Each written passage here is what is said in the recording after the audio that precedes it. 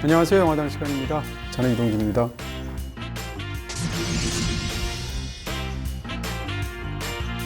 안녕하십니까. 사라당 김중현입니다.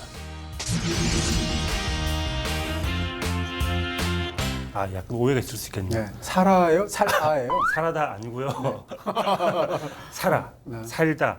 그 구로자 아키라 감독의 이끼루라는 영화가 이끼루. 있잖아요. 네. 살다, 네. 살아라 뭐 이런 말이 있었는데 오늘 다루는 영화 한 편을 줄이다 보니까 살아가 되더라고요. 네네. 그리고 어쩌면 어떤 모든 사람들에게 살자, 함께 살아나가자 그런 의미에서 제가 희망찬 메시지를 주고 싶어서 제가 살아당이라고 한번 이름을 지어봤습니다. 네. 사실 이제 지금 말씀해주신 살아라라고 얘기하는 수많은 영화들이 있고, 예를 들어서 미야자키 하야오의 영화의 주제 중에 하나가 살아라 아닐까. 그렇죠. 뭐 이런 생각이 네. 들기도 하는데 오늘 두 영화에 굉장히 적절하게 또 붙여주신 당명이 이제 아닐까 당명으로 네. 주제를 얘기하는 수준까지 왔습니다. 예전에 약간 쪼잔하게 이렇게 소재 위주로 갔다면 지금은 네.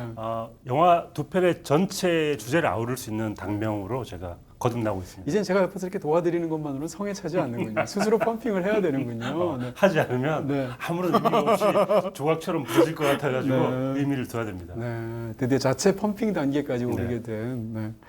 자, 이 사라당 당수님과 함께 오늘 두 편의 영화를 갖고 왔습니다. 살아남은 아이, 영주 이 두 편인데 두 편의 일단 공통점은 작년에 나온 굉장히 높은 성취를 보였던 한국의 독립 영화다 이런 말씀드릴 수 있고요. 무엇보다도 두 영화가 가해자가 있고 그리고 또 피해자가 있는데 둘 사이에 있었던 과거의 어떤 사건으로 얽히게 되는데 이것이 그렇게 딱 이렇게 두루 떨어지는 게 아니에요. 그러면서 굉장히 복잡하게 얽히면서 그 양자 사이에서의 어떤 그런 심리적인 이런 것들을 깊숙하게 들여다본 그런 작품이라고 말할 수 있습니다. 저는 이번에 두 편을 다 처음 봤거든요. 네네. 근데 역시 영화를 잘 고르신다. 그러니까 가해자와 피해자 사이라고 말씀해 주셨는데 정말 하나는 음각이고 하나는 양각인 것 맞아요. 같아요. 두 편의 영화가 서로 마주보고 있는 것 같은 느낌이 있어가지고 이 두 편은 꼭 한번 같이 함께 보시라고 말씀드리고 싶은 게 우리가 사물의 한 면을 보고 나머지 면을 오해하는 경우가 많은데 두 면을 다 볼 필요가 있다는 생각이 들면서 이 두 편의 영화가 참 좋은 대꾸를 이루는 것 같습니다. 그렇습니다. 어떻게 보면 이창동 감독의 이제 미량과 시가 동전의 앞뒷면 같은 느낌이 있잖아요. 마찬가지로 서로 달리 기획되고 사실은 서로 연관성이 없는 영화예요. 그럼에도 불구하고 두 영화를 같이 보시면 진짜 양면을 보는 것 같은 느낌이 들어서 더 좋지 않으실까 싶은 생각이 있어서 갖고 왔고요. 자, 이 두 편의 영화 지금부터 소개해드리도록 하겠습니다. 1분 브리핑 그러면 오늘 저희가 또 네. 대단한 한 줄평을 가지고 왔습니다. 제가 예전에 또 계단이라는 멋진 한 줄평을 한번 소개해 드린 적도 있는데 네. 오늘도 역시 한 줄평을 기하학적으로 한번 준비해 봤습니다. 네네. 그 전에 네. 한번 테스트를 할 게 있는데 네? 테스트부터 한번 네네. 받아보시죠. 네. 여기서 1분 브리핑에서 겁납니다. 보도록 하겠습니다. 네, 1분 브리핑입니다. 제가 이게 예전에 네. 그 다른 자리에서 네. 초성 게임을 한번 해본 적이 있습니다. 네. 초성을 딱 보고 어떤 단어를 더 많이 떠올리는가를 가지고 승패를 겨루는 게임이 있었는데 네. 오늘 그냥 네. 승패를 겨루진 않고 네. 요 초성을 보고 떠오르는 단어를 딱 얘기해 주십시오. 비급뷰 네. 2배. 두 배? 네. 영화당한 재미가 2배. 두 배. 네네. 약간 사행성 마음이 의심됩니다. 두 번째는 담배. 담배? 네. 담배도 안 피는데. 그러니까 네. 왜? 왜 그래? 가뭄의 단비.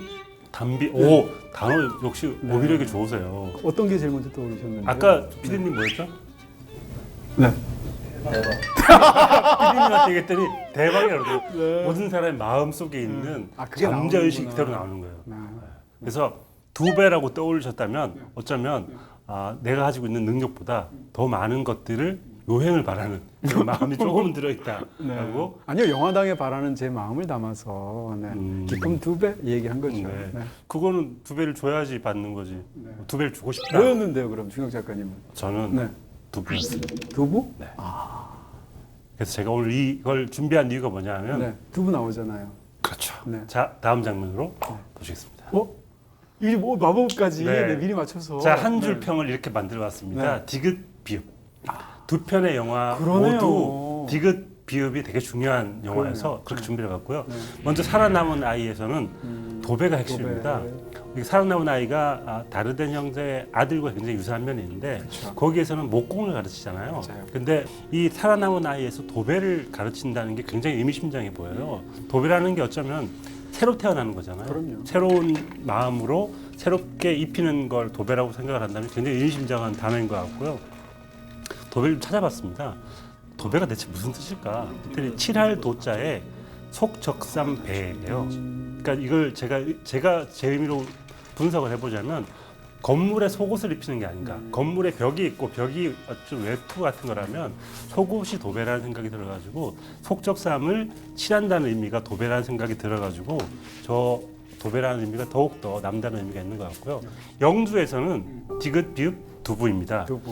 이 그 주인공 남자가 하고 있는 집이 두부집이에요. 두부를 만드는 일인데 그 두부를 만드는 일을 영주가 같이 와서 이제 하게 되는데 이 두부의 한자가 굉장히 미묘합니다. 콩두에 썩을 부자예요. 왜 콩이 썩는 걸 두부라고 하는가? 사실은 두부라는 건 콩이 가장 신선하게 먹을 수 있는 형태로 바꾸는 게 두부거든요. 근데 썩었다고 표현을 하는데 이게 사실은 조금 더 이제 의역을 하자면 콩이 썩었다기보다는 엉겼다. 그러니까 엉긴 형태를 두부라고 한다고 볼 수 있을 텐데 이 영주에서는 사실은 주인공이 썩어가는 마음 같은 걸로 두부를 만들잖아요. 그러면서 진짜 마음이 만들어지니까. 네, 두부라는 저 단어 그대로 콩이 썩어가는 형태의 마음 같은 것들을 두부로 만들고 있는 게 아닌가 생각이 들어가지고 두부라는 의미도 굉장히 의미심장한 것 같고 영주가 저 두부를 먹으면서 만들면서 느끼게 되는 심정 그리고 우리가 보통 그 출소를 하게 되면 맞아요. 두부를 먹는 게 그렇죠. 새로운 마음으로 출발한다는 의미잖아요. 그러면서 영주에서도 두부가 굉장히 중요한 상징인 것 같다는 생각이 들어가지고 오늘 디귿, 비읍 두 단어를 가지고 하나의 형태로 한 줄평을 만들어봤습니다. 네. 자, 이거 어떻게 보면 영화를 보시면 굉장히 무릎을 치실 텐데 이 도배와 두부는 어떻게 보면 핵심 키워드로 보이기도 그렇죠. 하고 그거 자체로도 영화를 볼 수 있을 텐데 네. 영화 한 편 다 본 것 같아요. 두 편. 제가 그렇게 영화를 이렇게 요약해주는 능력이 있습니다. 1분 브리핑하고 영화 당명만 딱 보시면은 당명만 보시면 영화를 안 보셔도 본 것처럼 행사할 수 있습니다. 사실 여기까지만 준비해 오시잖아요. 그렇죠. 가야 되는데 방송 다 한 느낌이잖아요, 지금. 뭐 얘기하시는 거 들으려면 앉아 있어야 되는데 뭐 그냥 몸만 앉아 있는 거예요. 네. 정신이 이미 갔어요, 저는. 네. 아닙니다. 진짜 오늘 아주 정말 핵심만을 네. 간략하게 만들어주신 1분 브리핑이 아니었나 싶습니다. 작년 여름 물놀이를 하다 물에 빠진 하구를 구하는 과정에서 그만 생사를 달리한 고 진은찬 군의 유가족에게 걔 맞잖아. 당신도 알잖아. 걔 잘못 없는 거. 난 그 애 보기 싫어. 은찬이가 구해준 애잖아. 무슨 일 생기면 언제든 연락해. 무슨 일 있니? 하지만 은찬이 어떻게 죽었는지도 모르잖아. 윤기현 걔가 그래요? 우리 은찬이가 너 구해줬잖아. 그럼 우리 은찬이 왜 죽은 건데? 전 아무 짓도 안 했어요. 네, 먼저 소개해드릴 작품은 신동석 감독의 살아남은 아이 이 네. 작품입니다. 제가 줄여서 사라라고 말했던 네. 바로 그 의미의 네. 영화입니다. 그렇습니다. 근데 왜 반말하세요? 네. 사라. 사세요. 밥 좀 사라. 자, 신동석 감독의 살아남은 아이 지금부터 말씀드리려고 하는데요. 일단 참 연기가 좋았습니다. 아, 예. 배우들이 참 신뢰감을 가는. 이 최무성 배우 깜짝 놀랐습니다. 보는데 네. 와, 이 네. 등으로 연기하는 거 너무 좋아하잖아요. 그러니까요. 등으로 연기하잖아요. 등 저는 어쩔 수 연기가 없이. 정말 좋은데 네, 망했죠. 이게 뭐. 네. 그러니까 일하는 사람의 등 그리고 묵묵한 등 누군가를 이렇게 응시하는 등 이런 느낌 같은 것들이 최무성 배우의 등으로 다 표현한 것 같아요. 맞습니다. 이거 약간 노동하는 등이라고 말할 수도 있을 것 같고요. 연락하라면서. 이 영화를 보면서 아, 참 한 편을 정말 넉넉한 등으로 떠받친 것 같은 참 좋은 배우구나라는 생각을 했고요. 이 사람이 곡 중에서 이렇게 말을 살갑게 하는 사람이 아니잖아요. 근데 사실은 과묵한데 따뜻한 사람이잖아요. 중간에 이제 자기가 일을 가르치게 된 기현에게 이렇게 따뜻하게 대해주는데 그걸 약간 이렇게 뭐라고 그럴까요? 퉁퉁거리면서 말을 하죠. 저 자격증 따면요. 그 다음엔 내보내실 거예요. 그게 뭐 그때도 하는 거 보고. 그 말을 할 때에 그가 사실은 뭐라고 그럴까요? 이게 그다운 가장 뭐라고 그럴까 따뜻한 말을 한 건데 그런 식으로 표현한다는 것 자체가 인물이 어떤 사람인지 너무 잘 보여주는 거죠. 그리고 또 이 인물을 보여주는 대목이 또 하나 있는데 이제 바닥에 본드 칠을 할 장면이 있었어요. 근데 네. 본드를 칠하다가 잘 안 나오니까 옷에 있던 그 핀을 딱 뽑아가지고 옷 찌릅니다. 네. 다시 꽂습니다. 그러니까 일하는 사람의 디테일을 굉장히 잘 살린 것 같고 약간 쭈그리고 앉아가지고 그걸 하는데 이 사람은 이 일을 진짜 오랫동안 해온 사람 같다는 느낌이 드는 거예요.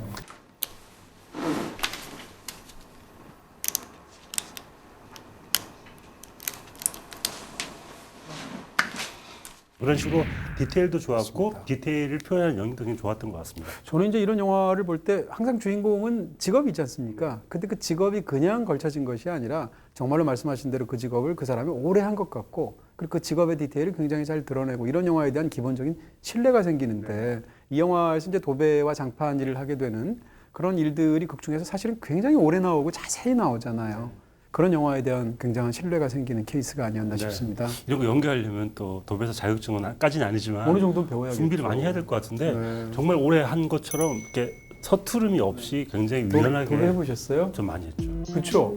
도배 엄청 의외로 잘하죠. 엄청 그러세요. 네, 저 군대에서 도배를 한 100군데 했어요. 인터넷에서 도배하는 거 아니고 인터넷. 네.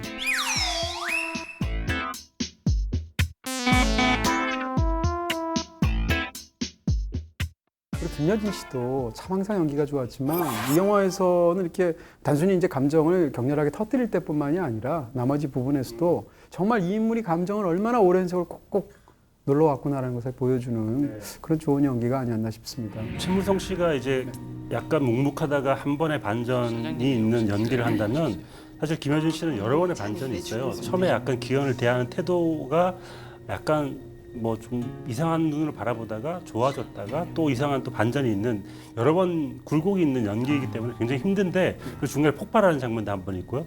그런 연기를 굉장히 잘해낸 것 같습니다. 그렇습니다. 사실 이제 이 영화를 보면 몇 편의 영화들이 떠오르기는 해요. 가장 대표적으로 많은 분들이 그런 것처럼 저도 마찬가지로 다르덴 형제 영화들 그 중에서 이제 아들이라는 영화가 떠오르는데 네. 아들을 보면 자기의 아이가 죽게 되는데 어떤 일정한 역할을 하게 돼요. 그런 아이를 사실은 자기 품으로 끌어들여서 어떤 일을 가르치면서 그러다가 후반부가 되면 이제 폭발하게 되는 어떤 부분들이 같이 있는 그런 장면인데 저희가 한번 다루기도 했었죠. 네네. 그 아들과 비슷한 부분이 굉장히 많은데 이건 사실 이 영화의 약간 약점으로 작용할 수도 있을 것이다. 이렇게 말씀을 드릴 수 있고요. 그 떠오르는 또 하나의 영화는 국내 상대적으로 많이 알려진 영화는 아닌데 린 램지라는 감독의 렛캐쳐라는 영화 있어요. 쥐잡이라는 영화 있는데 거기서도 하천에서 본의 아니게 어떤 소년이 죽게 되고 거기에 대해서 죄책감을 가지는 주인공에 관한 얘기거든요. 거기랑 관련된 부분들이 있을 것이다. 네. 뭐 이런 얘기를 할 수 있겠죠. 전 또 한 편 떠올랐는데요. 그 고레다 히로카 감독의 걸어도 걸어도에 맞아요. 그 상황이 네. 그런 상황이 아니라 또 다른 그 상황이 또 다른 진실을 품고 있었다면 이런 이야기 안 했을까라는 상상을 하게 되기도 하더라고요. 그렇습니다. 그리고 많은 분들이 한국에서 이제 이 영화를 보게 되면 당연히도 세월호의 이야기들을 떠올릴 수밖에 없을 것이다. 네. 뭐 이런 말씀을 드리는데 이런 것들은 이 영화를 상대적으로 풍부하게 만들어주는 그런 또 레퍼런스가 되는 또 네. 부분도 있을 것이다. 영리하게 출발을 한 것 같은 게 어떤 사건을 적시하고 그 사건을 따라가는 게 아니라 처음에 약간 안개속을 걷는 것 같아요. 맞습니다. 대체 어떤 일이 벌어졌는지를 잘 알 수가 없어요. 이 사람이 지금 가해자인지 피해자인지 은찬이를 살려준 친구인지 은찬이를 죽인 친구인지 그걸 약간 혼돈스럽게 얘기를 합니다. 그래서 관객들이 그걸 따라가면서 진실에 접근할 수 있도록 그렇게 섬세하게 연출을 한 것 같아요. 그런 초반 장면 굉장히 좋더라고요. 네. 그래가지고 어디 먹고 살겠니? 어? 세상에 쉬운 일이 어딨어? 그 내일 현장 주소야. 아침 7시까지 와. 하기 싫으면 말고. 사실 이제 장르 영화와 장르 영화가 아닌 영화를 판단하는 여러 가지 기준이 있을 텐데 제가 자주 하는 말로 장르 영화는 사건을 다루고 장르 영화가 아닌 것은 사건의 여파를 다룬다 이런 말씀을 드린 적이 있는데 이 영화는 확실히 후자 쪽의 느낌이 확실히 있어요. 근데 영화에서 이제 연출적인 선택에서 굉장히 큰 선택 중에 하나가 제 생각엔 뭐라고 생각하냐면 이 모든 일이 비롯됐던 어떤 굉장히 비극적인 사건이 있었습니다. 하천에서 벌어졌던. 근데 그 사건이 영화 속에 플래시백으로 등장하지 않고 네. 그 플래시백으로 보통 일반적으로 넣어야 할 자리에서 주인공이 그때 무슨 일이 일어났는지를 절절하게 자기 입으로 술회하는 장면으로 대체한단 말이에요. 은찬이랑 최준현 걔네 우리랑 친구 아니에요. 놀러 간 것도 최준현 손 봐주러 간 거고. 이 두 가지는 큰 차이가 있을 거예요. 자기 입으로 그것을 말하는 과정 자체가 그 인물의 내면의 변화를 보여주는 것이고 그 인물이 어떤 것을 생각하고 있는지를 그 말하는 행위 자체가 사실은 굉장히 중요한 역할을 하는 거잖아요. 그러면서 그 장면을 관객에게 보여주지는 않는다는 거죠. 그런 선택이 사실은 이 영화에서 굉장히 중요한 부분이었을 것이다. 감독이 관객에게 보내는 메시지 같다는 생각이 들었는데요. 아무리 힘들더라도 네 입으로 네가 어떤 일을 했는지 직접 얘기해야 돼라고 얘기를 배우한테 한 것 같고 맞습니다. 배우 역할을 맡은 그 성유빈 씨가 기현의 입을 통해서 그 얘기를 하는 순간 저렇게 말을 해야 되는구나. 아무리 힘들더라도 고통을 아무리 그 고통이 너무 강하더라도 우리는 말을 해야지만 회복할 수 있다는 이야기를 이 연출법으로 보여준 것 같습니다. 아까 일부 브리핑에서 이제 너무 말씀 잘해주신 것처럼 도배라는 것이 바로 그런 의미인데 영화에서 보면 첫 장면이 뭔가 하면 이 도배를 할 곳을 이렇게 뜯어가지고 천장을 보면 거기에 구멍이 있는 데서 들여다보고 플래시를 비춘단 말입니다. 네. 그러니까 그것 자체가 어떻게 보면 자기가 묻어두고 싶었던 상처의 플래시를 비추는 행위 비슷하게 느껴지기도 하고 어찌됐건 그런 그 비극 이후에 도배지를 발라서 어쨌건 새로운 쪽으로 더 나아가고 싶어하는 마음이 담겨 있기도 한데 우리가 이제 흔히 이제 참척이라는 말을 쓰잖아요. 살면서 가장 큰 비극이 뭘까? 제 생각에 가장 끔찍한 비극은 아마도 아이들이 죽는 부모의 마음이 아닐까 싶은데 그런 것들을 이 영화는 사실은 진진하게 따라가고 있어서 굉장히 우리를 끌어들이는 부분이 있는 거죠. 또 한편으로 영화 초반에 많은 생각을 하게 되는 그 장면들이 그런 얘기를 합니다. 그 최무성 배우가 지금까지 얼마나 개판으로 살았는지 모르겠지만 내가 의심하게 만들지 마라라고 얘기하는데 너 지금까지 얼마나 개판으로 살았는지 모르겠지만 나하고 일할 때는 의심하게 하지 마. 알겠어? 어른들의 아이들에게 해줄 수 있는 일은 뭘까? 믿어주는 것 같아요. 그러니까 어떤 일을 했든지 간에 그 순간 아이를 믿어주면 그 아이가 변화할 수 있다고 믿어야 되고 그 믿음 자체가 기현이 말하는 어떤 그 얘기를 끌어내지 않았는가 싶어서 굉장히 어른들에게 많은 얘기를 해주는 그런 영화였던 것 같습니다. 네, 이 영화의 진짜 주인공은 세 사람 다 주인공이겠지만 기현보다는 부부 쪽에 조금 더 마음이가 있어요. 그런 부분에서 좀 영화가 좀 특별한 부분들도 있고요.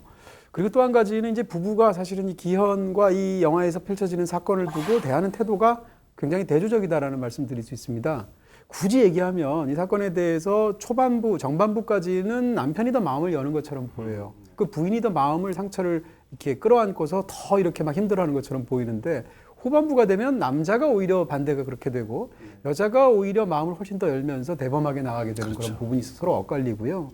또 그다음에 전반부에 남자가 기현을 데리고 있으면서 가장 중요한 사실을 아내한테는 얘기 안 합니다. 마찬가지로 후반부에서는 아내가 남편에게 나중에 알게 된 결정적인 사실을 또 얘기하지 않거든요. 그런 부분들에 대한 묘사 같은 것도 굉장히 흥미롭고 저한테 사실 가장 흥미로웠던 것은 전반부에서 이 각각의 부모가 어떤 아이한테 집착하는가라는 부분이에요.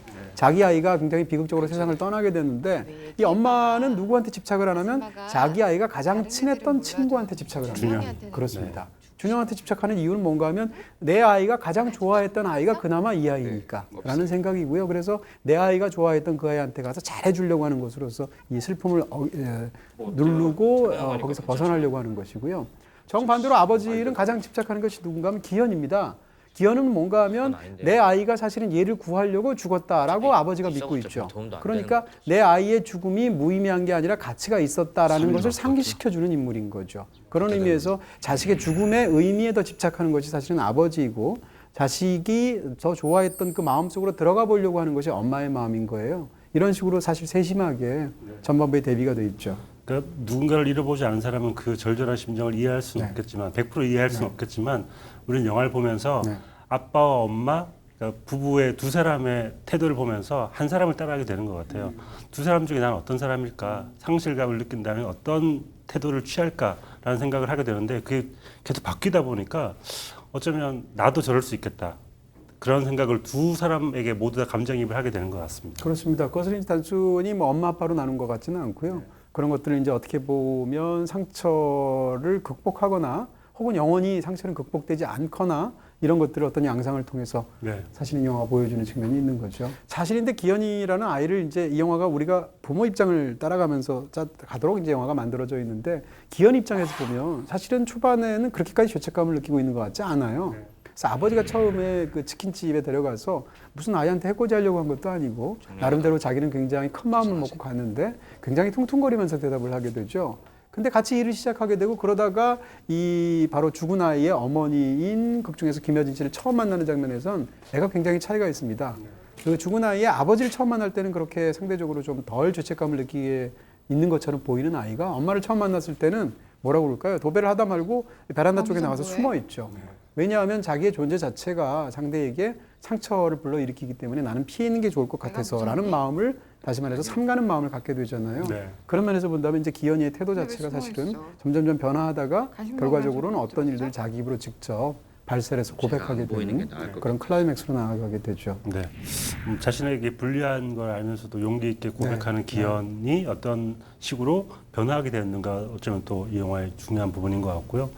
그리고 후반부에 이제 아까 뭐 세월을 얘기하셨지만 어떤 진실을 밝히고자 하는 사람들에게 좀 그만해라 지겹다라고 얘기하는 이제 사람들의 목소리 같은 게 들리는데 진실을 밝히는데 지겨운 일이 있을까라는 생각도 하게 되는 것 같아요. 그래서 우리 사회가 가지고 있는 그런 목소리들 같은 것도 들으면서 한번 생각해 보게 되는 그런 장면들이 많은 것 같습니다. 이 영화는 사실은 이제 영화를 다 봐도 해법을 제시하지는 않잖아요. 어떻게 보면 갈등의 끝에서 영화가 딱 끝나게 되는데 영화 딱 보고 나면 아 이제 저 사람들은 어떻게 될까 라는 마음이 들면서 영화의 여운이 그대로 이제 관객들의 마음속에 들어가면서 굉장히 복잡한 여러 가지 상념들을 불러일으키게 되죠. 이 영화 후반부를 자세하게 말씀 못 드리는 이유가 후반부의 여러 가지 반전과 그 장소에서 일어나는 일들 때문인데 그 장면들을 보고 있으면 말씀하신 것처럼 이 사람들이 어떻게 살아갈까도 있고 이 사람들은 왜 이런 선택을 했을까 그런 선택을 할 수밖에 없는 그 상실감은 얼마나 큰 것일까라는 생각을 해보게 되는 것 같아요. 많은 분들이 아마 영화를 보다 보면 가슴이 먹먹해지기도 하지만 또 다른 숙제를 안게 되는 그런 영화인 것 같습니다. 그렇습니다.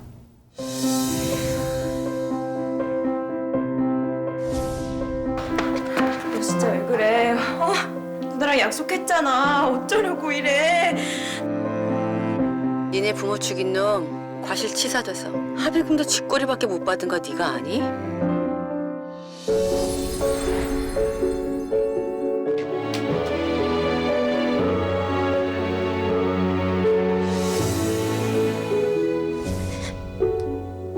아줌마랑 계속 같이 있어도 되는 거죠?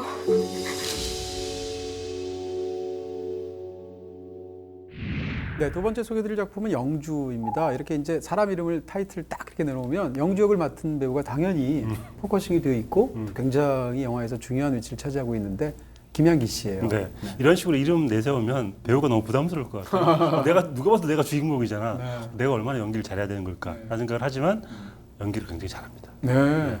어찌됐건 이 영주로 나오게 되는 김양기 씨인데 김양기 씨는 지금 뭐라고 그럴까요? 나이가 사실 그렇게 많은 배우가 아님에도 불구하고 어떤 그 뭐라고 그럴까 활약상이 거의 절정에 올랐다고 말할 수 있고요. 1000만 명이 넘게 되는 신과 함께 시리즈 같다든지 또 최근에 있었던 증인 같은 영화 그리고 또 이제 이 영주 같은 영화까지 맹활약하고 있죠. 네. 근데 그 김양기 씨에게서 약간 비슷하게 느껴지는 건데 어떤 면에서 보면 아이 같은데 또 한편에 보면 굉장히 어른 같아요. 그러니까 두 개의 모습을 같이 가지고 있어가지고 영화에 딱 어울리네요. 신과 함께도 어쩌면 그런 그 뉘앙스 때문에 캐스팅을 한 것 같고 이 영화에서도 마찬가지로 영주가 아이인지 어른인지 중간에 있는 단계인 것 같아요. 고모가 보기에는 케어를 해야 되는 사람인데 지금 성인이 됐기 때문에 혼자의 힘으로 일어설 수 있는 나이. 그 나이기 때문에 아주 걸쳐 있는 그 과도기에 있는 나이 혹은 그 사람을 표현하는 데 굉장히 중요한 연기를 했던 것 같습니다. 그렇습니다. 그거 알면 네가 나 쪽 안 팔리게 잘 좀 해야 될 거 아니야. 김호정 씨 같은 경우에 사실 김호정 씨를 오랜 전부터 굉장히 좋아했는데 김호정 씨 특유의 느껴진 어떤 굉장한 인간미 같은 게 있습니다. 선함 같은 게 느껴집니다. 네, 이 영화에서도 그걸 그대로 느낄 수 있고 또 유재명 씨도 굉장히 좋잖아요. 유재명 씨 제가 정말 좋아하는 배우고요. 그러니까 진짜 한국에 좋은 배우들이 많다라는 생각을 다시 유재명 또. 씨가 드라마에서 뭐 계속 이제 빛을 발하다가 이제 영화 쪽에서 많이 캐스팅이 되고 계신데 드라마에서 보고 있으면 이 사람에게 약간 비열함 같은 것도 있는 것 같고 또 이상한 선함 같은 것도 있어요. 배우로서. 네. 그래서 그 양면을 다 가지고 있어서 굉장히 앞으로 기대가 되는 그런 배우인 것 같습니다. 그렇습니다. 자, 아까 살아남은 아이라고 얘기한다면 피해를 입은 피해자의 부모가 그 자식이 죽게 된 그런 상황에 연루가 되어 있는 아이를 끌어들임으로써 벌어지는 일들이 되는데 여기서 이제 반대가 되죠. 그러니까 오래전에 부모가 교통사고에 피해를 입어서 세상을 떠나게 돼서 굉장히 힘들게 동생을 케어하면서 살 수밖에 없었던 어떤 아이가 있는데 이 아이가 자라서 19살이 됐는데 너무 힘든 환경 속에서 가해자를 찾아가서 같이 이제 어떤 일들을 하게 되면서 벌어지는 일이에요. 그러니까 두 이야기는 사실은 정확하게 반대인 것으로 보이는 측면이 있죠. 굉장한 장면이 있다고 생각이 드는데 이제 그 영주가 가해자인 그 상문을 찾아가가지고 엿보다가 저기 들어가서 내가 뭔가 일을 저질러야 되겠다라는 마음을 먹은 것 같아요. 그래서 이제 처음으로 상문한테 가가지고 쪼그려 앉아서 담배를 피우는 상문한테 뭐라고 얘기하냐면 그러니까. 사람 구하죠. 그게 섬뜩한 거예요. 당신 사람 구해야 되는 거 아니야? 나를 네가 구해야 되지 않아? 라는 의미와 아르바이트 구하시죠? 라는 가벼운 의미까지 두 개의 의미를 다 내포하고 있는 것 같아서 그 장면이 어쩌면 이 영주라는 영화의 중요한 의미가 아닌가. 사람을 구해야 되는데 누가 구해야 되는가? 라는 질문을 하는 것 같은 장면이었던 것 같습니다. 맞습니다. 이 영화에서 어떻게 보면 가장 중요한 대사가 갖고 있는 약간 종이법 같은 느낌이 있고 그리고 또 이제 이 영화에서 어떻게 보면 가장 핵심이 되는 게 아니 자기가 그토록 어떻게 생각하면 평생에 걸쳐서 증오했을 수도 있는 자기에게 이런 비극을 안겨준 가해자들을 찾아가서 어떻게 그들에게 굉장히 끌리는 감정들을 느낄 수 있겠는가라는 생각들을 할 수 있잖아요. 근데 뒤집어서 얘기하면 이 아이가 얼마나 그동안 부모가 없는 상황 속에서 얼마나 외롭고 얼마나 부대꼈을까. 그것이 상대방이 비록 가해자의 위치에 있다 할지라도 그들이 굉장히 그것을 모르고 따뜻한 태도를 주었을 때 마치 그들을 또 일종의 부모처럼 느끼게 되는 마음하고도 결부가 되어 있잖아요. 그러니까 그런 어떻게 보면 이상심리에 가깝게 보일 수 있는 그런 심리 자체가 사실은 그 소녀가 살아온 그 삶 자체를 말을 해주고 있다는 것이 중요하겠죠. 영주가 악에 바치니까 그런 말을 하잖아요. 가해자는 어쩌면 우리 부모들일지도 모른다. 동생한테 그런 얘기를 하죠. 엄마 아빠한테 미안하지도 않아?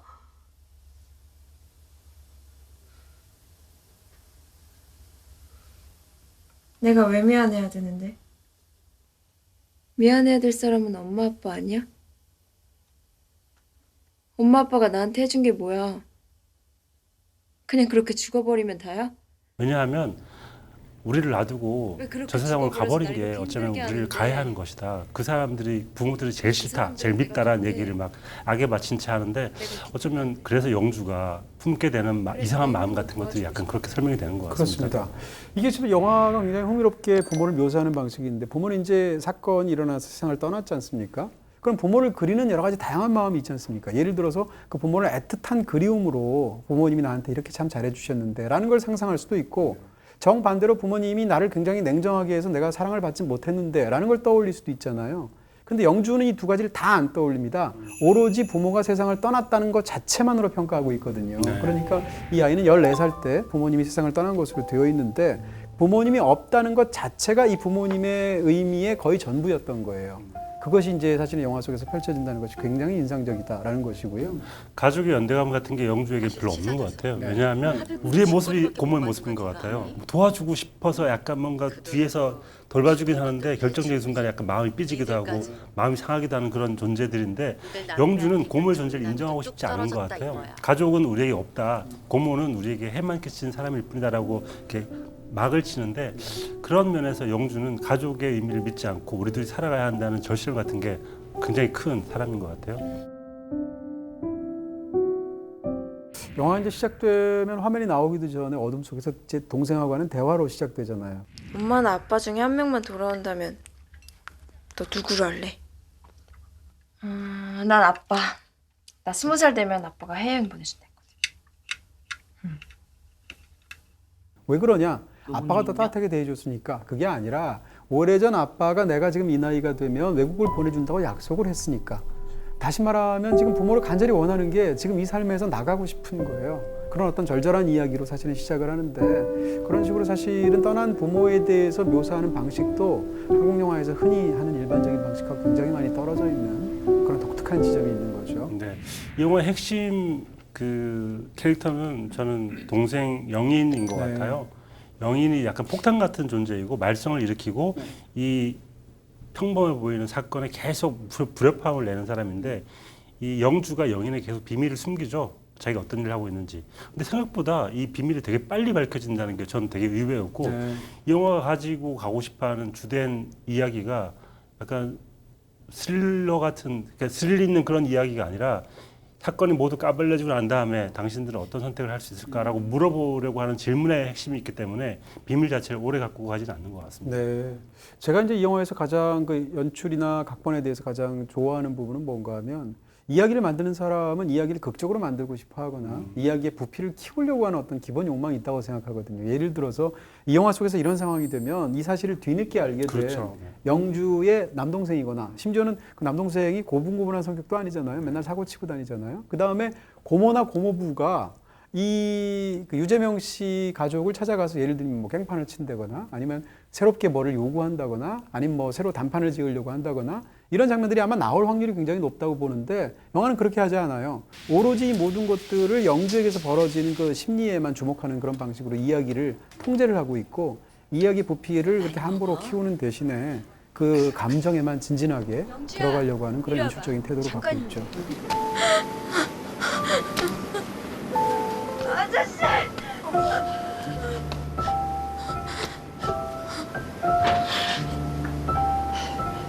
이 제목이 영주인 것은 정말 잘 지은 것 같은 게 초반에 모든 비밀을 알고 있는 사람은 영주밖에 없거든요. 그렇죠. 그러니까 영주의 심리를 따라가게 되고 저 많은 비밀들을 알고 있는 영주는 얼마나 힘들까.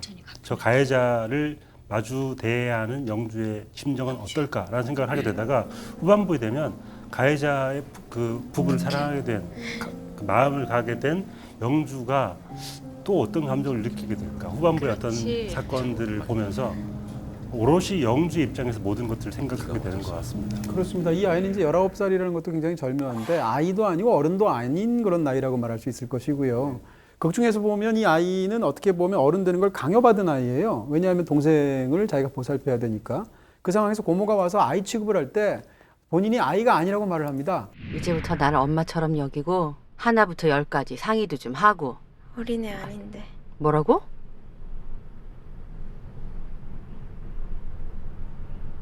저 이제 어린애 아니라고요. 본인이 아이가 아니라 어른이라고 말을 해야지만 본인의 뜻대로 그 간섭에서 벗어나서 행동할 수 있기 때문에. 그러니까 강제로 어른이 됐고요.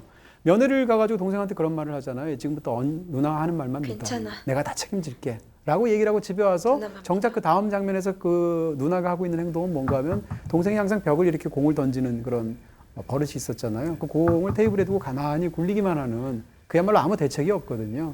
그런 어떤 딜레마들을 사실은 이 영화가 너무 잘 보여주고 있죠.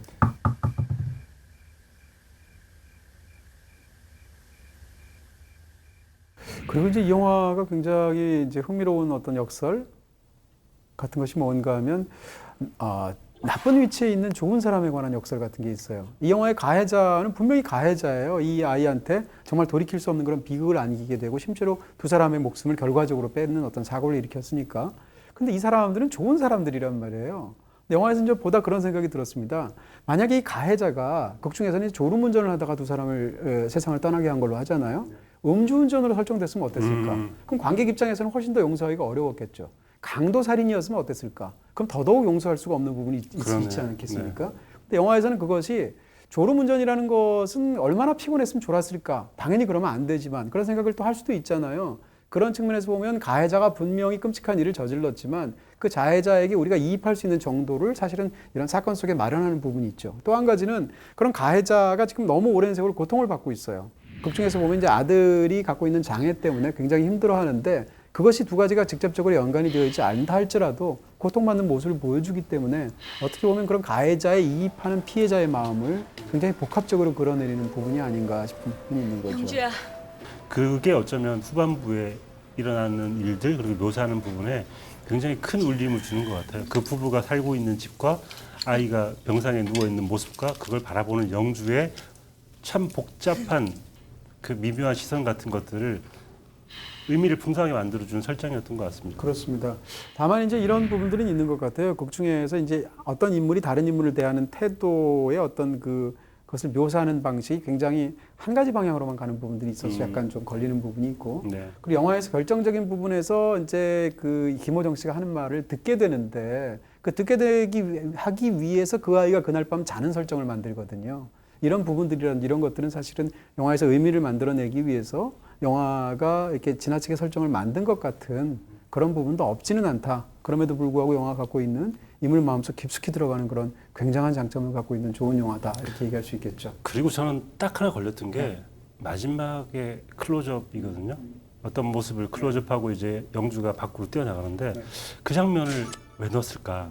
그게 뭘 의미하고 싶어서 넣었던 것일까?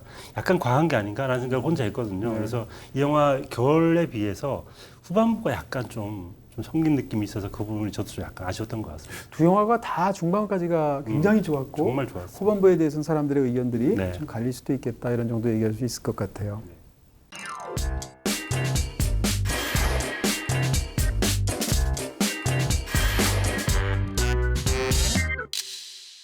자, 두 편의 작품 중에서 어떤 영화 네, 고르시겠습니까? 두 편이 거의 비슷했는데요. 저는 살아남은 아이가 좀 더 많은 질문을 저한테 했던 것 같고 연기도 살아남은 아이가 정말 좋았고 노동하는 사람의 어떤 모습 같은 것들을 묘사하는 것도 참 좋았습니다. 최고 장면은 영주에서 꼽고 싶은데 잠깐 말씀드렸는데 사람 구하죠. 네, 그 장면을 하고 싶었던 이유가 그 장면이 가지고 있는 카메라의 위치 그리고 인물의 어떤 그 높낮이 그리고 대사의 톤 같은 것들이 이 두 편의 영화를 모두 아우를 수 있는 그런 한 대사였던 것 같고 사람 구하죠. 그리고 이제 나중에 뭐 직장 같은 거 구할 때 이렇게 한번 얘기해 보면 사장님한테 사람 구하죠? 사람 좀 구해라 네가 좀 라는 의미도 내포할 수 있는 생활에서의 용법도 가능하기 때문에 한번 다양한 의미로 사람 구하죠를 한번 최고의 장면을 꼽았습니다. 고르셨군요. 네. 네. 진짜 오랜만에 일치하지 않나 싶은데 두 가지가 다 일치했어요. 아 진짜요? 네. 네. 두 편 중에서 더 좋아하는 작품을 굳이 고른다면 살아남은 아이인 것 같고요. 영주에서 한 장면, 저도 그 장면이에요. 말씀하신 그 모든 이유를 그대로 받고 그 바로 직전에 그렇게 말하기 전까지 굉장히 망설이면서 들어갈까 말까 얘기할까 말까 하고 주변을 막 맴도는 그런 상황들이 있지 않습니까? 네. 그것까지 얹어서 그 장면이 갖고 있는 굉장한 어떤 부분들이 있는 것 같아요.